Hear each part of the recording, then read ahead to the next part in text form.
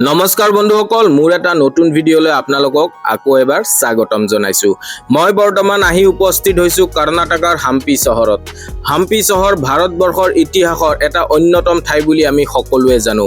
হাম্পিত ইতিহাসৰ সাক্ষী স্বৰূপ বহুতো বস্তু দেখিবলৈ পোৱা যায়। বিজয়নগৰ সাম্ৰাজ্যৰ সময়তে আৰু কৃষ্ণদেৱৰায় শাসন কালত এই বস্তুবোৰ নিৰ্মাণ কৰিছিলে, যিটো আজি ইতিহাসৰ সাক্ষী স্বৰূপ আমি চাবলৈ আহিছো। আজি মই আপোনালোকক ভিডিঅ'ৰ মাধ্যমেৰে বিজয়নগৰ সাম্ৰাজ্যৰ সময়ত তাৰে সৈন্যবোৰে ক'ত ভাত খাইছিলে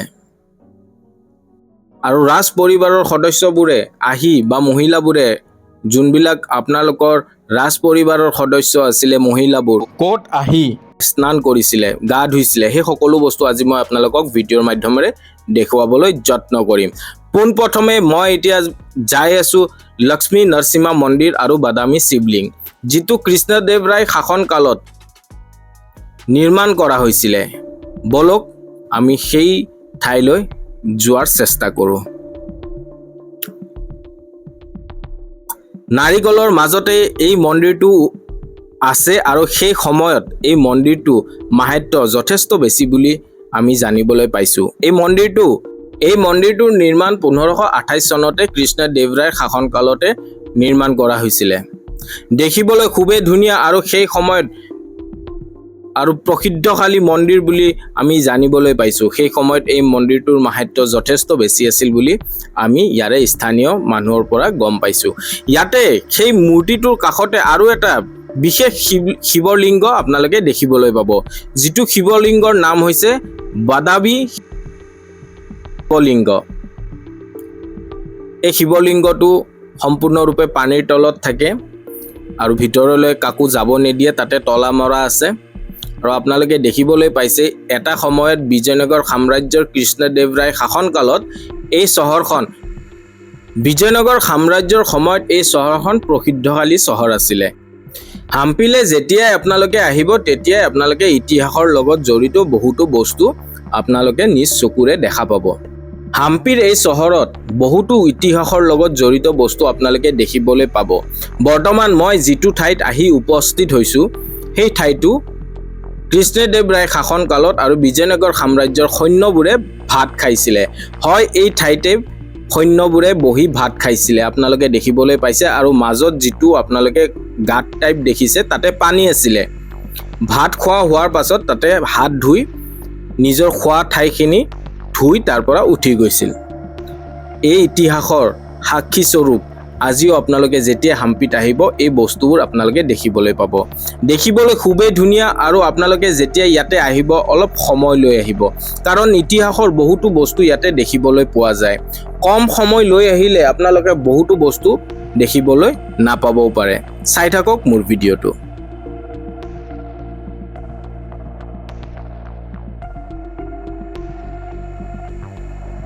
হাম্পিত যেতিয়া আপোনালোকে আহিব তেতিয়া আপোনালোকে দেখিবলৈ পাব যে হাম্পি অন্য ৰাজ্যতকৈ সম্পূৰ্ণৰূপে পৃথক।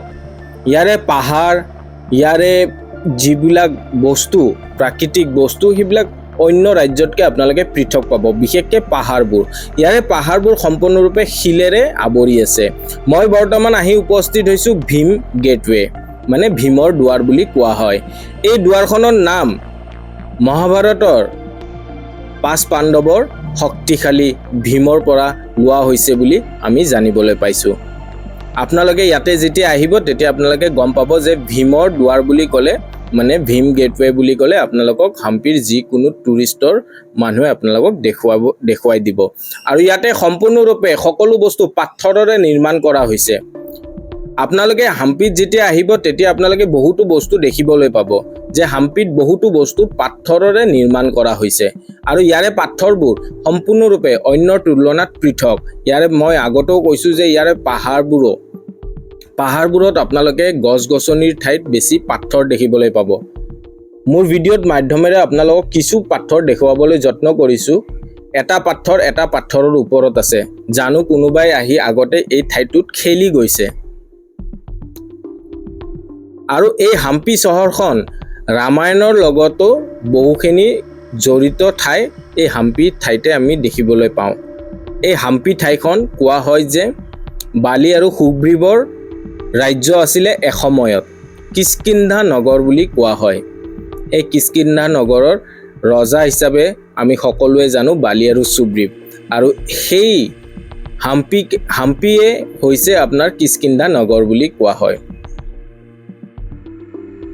খুবেই ধুনীয়া। আপোনালোকে হাম্পিলৈ এবাৰ যেতিয়া আহিব তেতিয়া আপোনালোকে নিজেই এই বস্তুবোৰৰ মাহাত্ম্য বুজি পাব। আৰু বৰ্তমান আমি ঘূৰি পাকি আহি সেই ঠাইত উপস্থিত হৈছোঁ যিটো ঠাইত মই কৈছিলোঁ যে আগৰ ৰাণীবোৰে, ৰজাৰ ৰাজ পৰিবাৰবোৰৰ যিবিলাক মহিলা আছিলে সেই মহিলাবোৰে ক'ত আহি স্নান কৰিছিলে।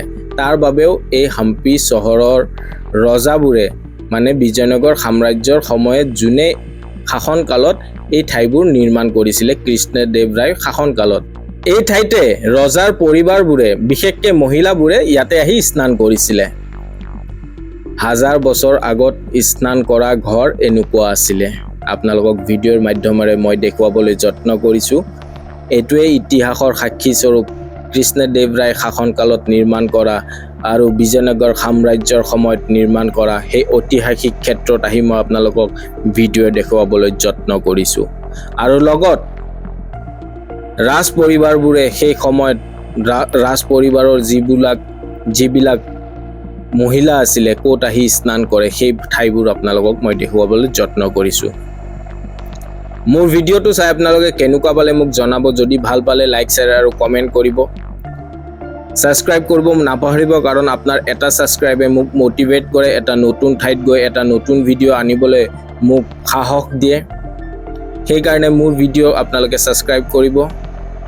এতিয়ালৈ এৰিছোঁ, লগ পাম এটা নতুন ভিডিঅ'ত, কাৰণ মই বৰ্তমান হাম্পি চহৰত ঘূৰি আছোঁ। তাৰ বাবে মই আপোনালোকৰ হাম্পিৰ লগত জড়িত ইতিহাসৰ সেই সাক্ষী স্বৰূপ সেই বস্তুবোৰ মই আপোনালোকক আজি দেখুৱাবলৈ যত্ন কৰিম। এতিয়ালৈ এৰিছোঁ, লগ পাম এটা হাম্পিৰে নতুন এটা ভিডিঅ'ত, যিটো ইতিহাসৰ আৰু কিবা এটা নতুন বস্তু জানিবলৈ আমি যত্ন কৰিম। মই পৰৱৰ্তী সময়ত হাম্পিত আহিবলৈ কিমান টকা, কেনেকৈ আহিব, যাতায়াত ব্যৱস্থাৰ পৰা সকলো বস্তু মই আহি থকা সময়ৰ ভিডিঅ'ত আপোনালোকক সকলো তথ্য আপোনালোকক দিম। এতিয়া এৰিছোঁ, লগ পাম এটা নতুন ভিডিঅ'ত। ধন্যবাদ।